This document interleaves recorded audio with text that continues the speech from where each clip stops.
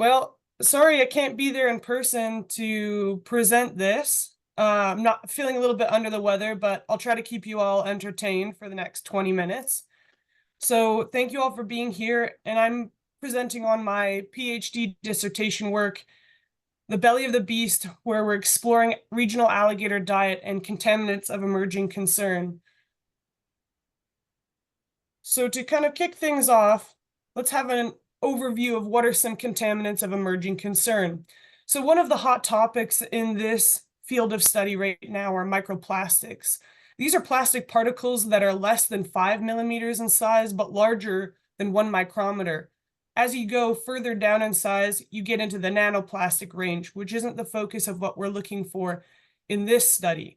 So these microplastics can occur one of two ways. One is as a primary microplastic, like beads that are manufactured in personal care goods and pharmaceuticals, and also a secondary sources where mismanagement of our waste stream leads to plastic introduction into the environment, and through weathering through photomechanical, chemical, and physical degradation, larger plastics fragment into microplastic. There are documented impacts from microplastic on organisms. From a toxicological perspective, inherent in plastics are plasticizers and additives that have harmful effects to health, can be cancer-causing, things like that. They also have the ability, due to their high surface area to volume ratio, to absorb contaminants in the environment and concentrate them above background level. In addition, the plastics themselves can transfer up the food chain, and those chemicals that absorb on their surface can also be passed from the plastic to the organism. And then separately, physiologically, they can also cause obstruction and irritation within the body. So when we look at the figure here, kind of showing these different sources of microplastic on our landscape, one area of focus is our coastal ecosystems, in which plastic particles that originate from inland sources and are moved downstream may get trapped into systems like our salt marshes and coastal wetlands, as well as be redeposited from tidal influence. So this could be particular systems that are more sensitive and maybe at higher risk from microplastic contamination. Another is PFAS, which are per and polyfluoroalkyl substances. These are the forever chemicals that seem to be popping up everywhere. Though they've been in production since the 1940s and widely used, only recently have federal and state agencies been putting controls in place to identify, quantify, and limit exposure to these contaminants, because they can cause cancers, they can cause reproductive harm, and a whole other suite of physiological effects. They're a diverse group with over 4,000 types of chemicals in this group. They're resistant to degradation because the bond between fluorine and carbon is so strong that it is really resistant to degradation in our environment. So if you look at this figure, similarly to microplastic, as these chemicals are released into the environment, they make their way downriver and are eventually released into larger bodies of water, including our coastal systems. So again, these may be of particular concern in our coastal systems. Now, one way that we monitor for water quality is to use aquatic bioindicators, which can tell us a little bit about the health of the system as well as its function and productivity. These biomonitors or indicators reflect the biotic or abiotic state, and there are some selection criteria for them. One is that they be numerous, so you want to be able to have large sample sizes, that they are accessible. So things like endangered species and sometimes megafauna are not great because they're difficult to capture or they're just aren't easy to get to. That they are sensitive, in which either they show physiological effects or that they are reliable indicators of exposure, that they're resident. So migratory species like waterfowl are not great aquatic bioindicators for contaminants because they may pick up contamination anywhere along their migration routes.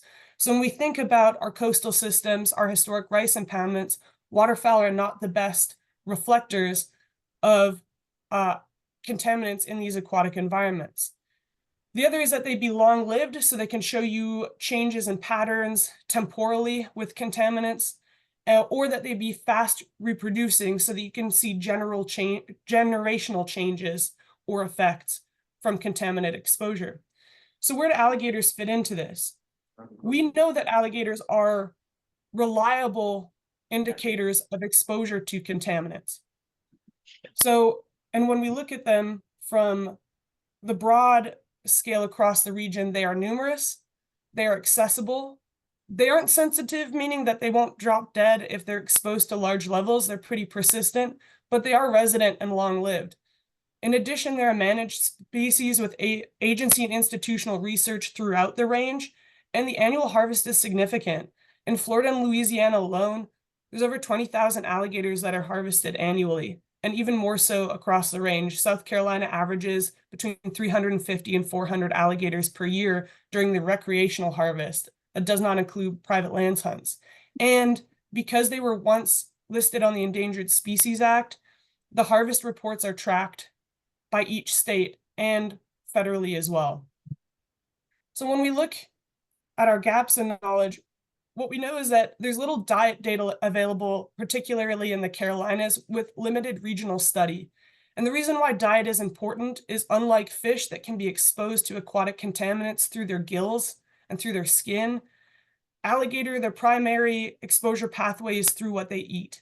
And so by understanding diet and quantifying diet, we're able to look at and better understand the routes of exposure and maybe patterns of exposure in these animals beyond just location. And from an ecotoxicological standpoint, there have been many studies done, particularly on mercury and endocrine disrupting compounds, but those studies are localized to certain study sites with limited cross-state comparisons.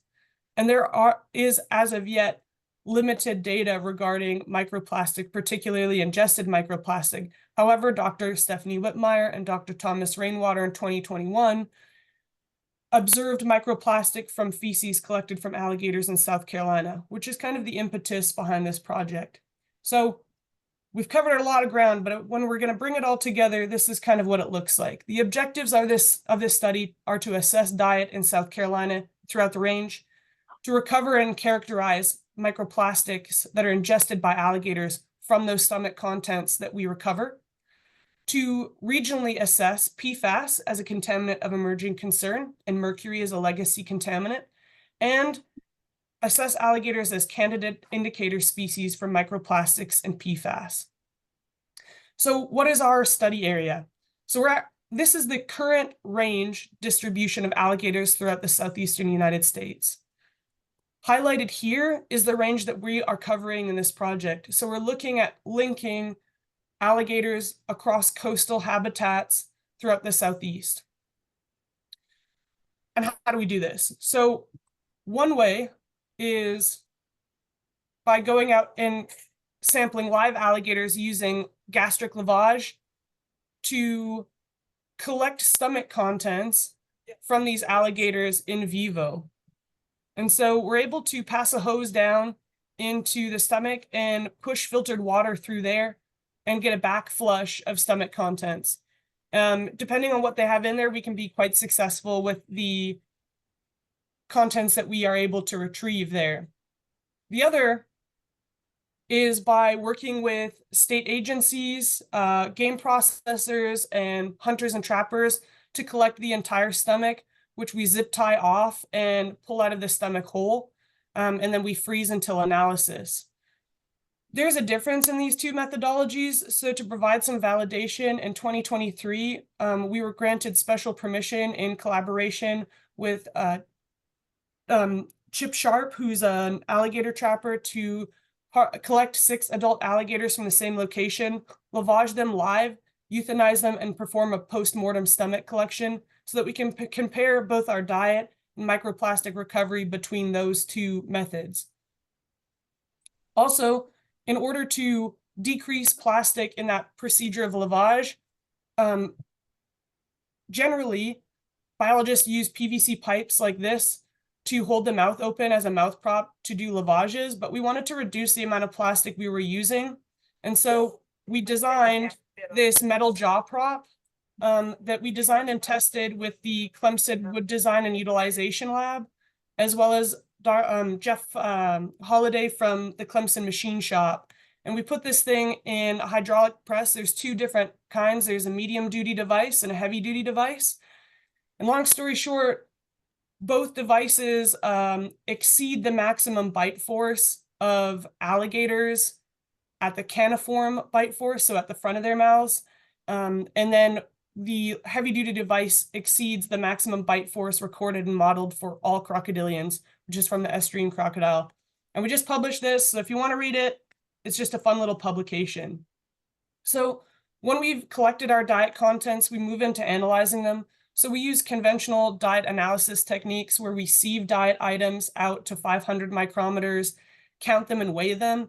Because of the microplastic component, we've added an additional step where we add all diet items to a known volume of water to be able to calculate an approximate volume. We also save all the rinsate, and that rinsate gets sieved to 25 micrometers at the end, and that liquid is saved for microplastic analysis. So I couldn't do this without an army. So I have this awesome group of undergraduate students from the Clemson Creative Inquiry Program. There's 12 of them, and they've been instrumental in going through all of these samples and helping me with that. So they've done a great job, and I want to give them a little shout out there because I couldn't have done it without them. Once we've got the diet items down, then we shift to microplastic analysis. So we set up some blanks to account for potential cross-contamination while we're analyzing. We try to reduce the volume down to around 100 milliliters. And then we add in a 2-to-1 10% potassium hydroxide solution and digest out the organic material in the samples. If there's no sediment, then these get sieved back to 25 micrometers and rinsed into a vial with 99% ethanol so that we can evaporate that alcohol off when aliquots of the sample are added to these specialized slides. If there is sediment, we use a saline solution to create a density separation step where we float the microplastics out of the sediment. And then we follow that same sieving and aliquoting procedure. We're using an Agilent laser direct infrared analyzer, which fluoresces particles on the slides and gives us a count, a size, and a polymer type of what we're finding. And then finally, for our toxicological methods, we are taking blood post-mortem from the heart and excising a sample of muscle from the lateral tail side of the alligators behind the hind legs. On live alligators, we do this through venipuncture for blood collection and by using biopsy punches. And from there, we spin half of the blood down into plasma, but we also keep some as whole blood. So muscle and whole blood can go directly for mercury analysis. And there's one replicate for sample giving us an average of total mercury in the samples. But then for PFAS, we have to perform various extraction techniques to extract the PFAS from our samples. And then we're running it using a tandem liquid chromatography mass spectroscopy. And we're focusing on wet weights, not dry weights, because these are most comparable to what people would be exposed to from consumption of alligator meat from commercial and recreational hunter harvest. So to be able to assess whether alligators are representative of what is in the environment, we have 4 lavage sites and 11 hunter harvest sites within South Carolina that we've selected from our samples. At each of these sites, we collected water and sediment samples that we're analyzing for microplastic and PFAS, and we will use these to calculate a bioaccumulation factor between our ambient environmental contamination and our alligator samples. So this map kind of shows the spread across the state of where we've pulled those samples. And all of those samples have been run, so I'm working on going through those to be able to pull those results together. So a few of the fun things that we found, alligator diet is known to be varied, and that is certainly what we have found.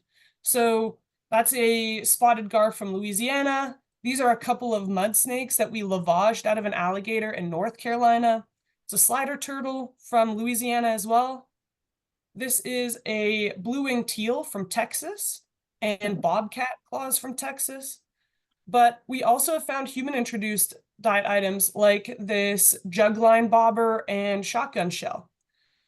And because we're a waterfowl group, we do find waterfowl in our diet items, but not very frequently. So this blue-winged teal is the only duck parts that were identifiable to us.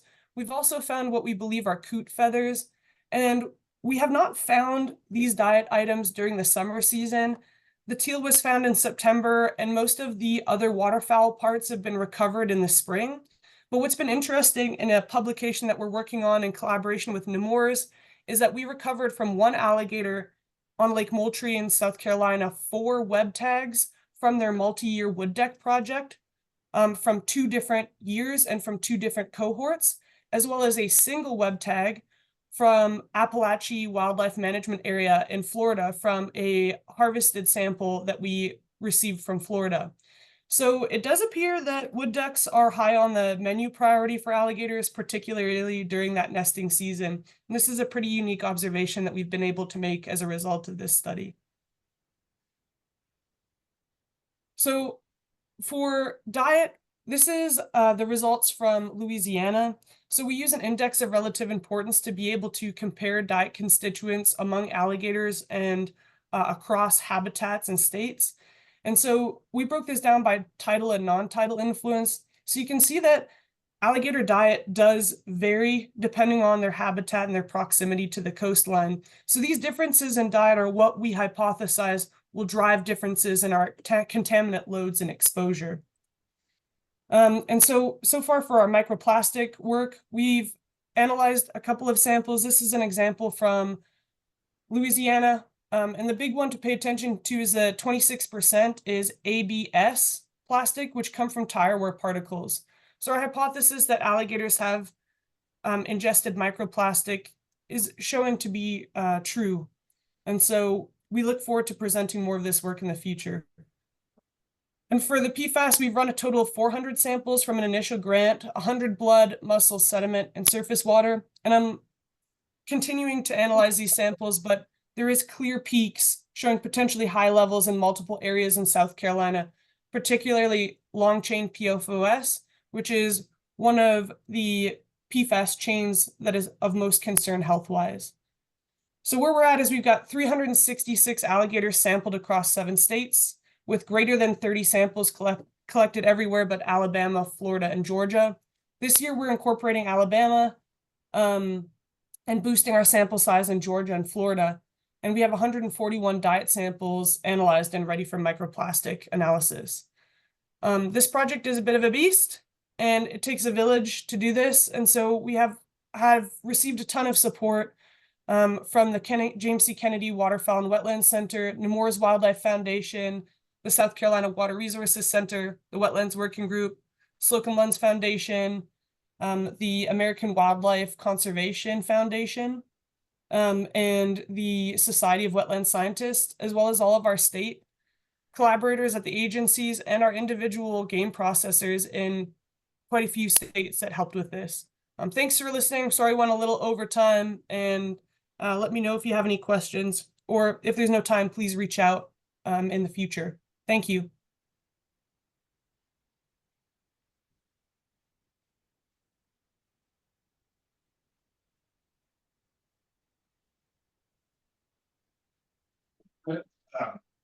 Miriam, could you put your slide up of the title, not title again of various? Sure.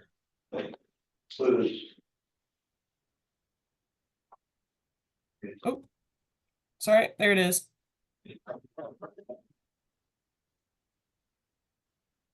Yeah, so in our tidal systems, at least in Louisiana, the crustaceans, which were mostly like white shrimp and blue crab, were pretty heavy. And in our non-tidal, that was replaced with crawfish, which is a diet item that we see kind of across the range, all the way from Texas up to North Carolina, is playing a strong role. But in those non-tidal systems in Louisiana, at least, gastropods, so snails, those apple snails, were really prevalent as well, but not a whole lot of birds.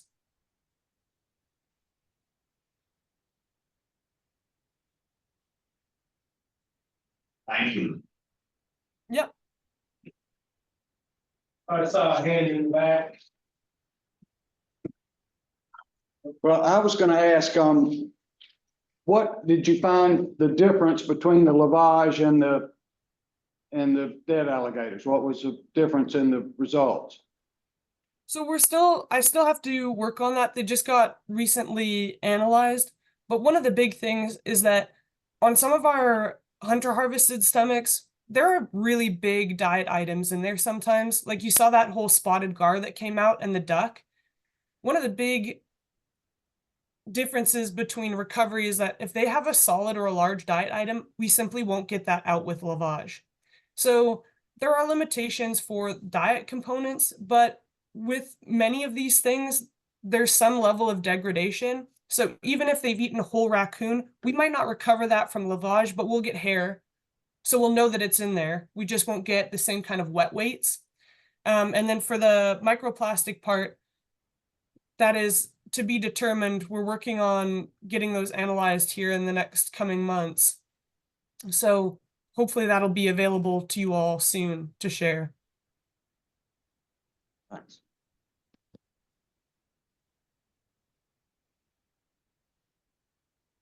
All right, thanks, Mary.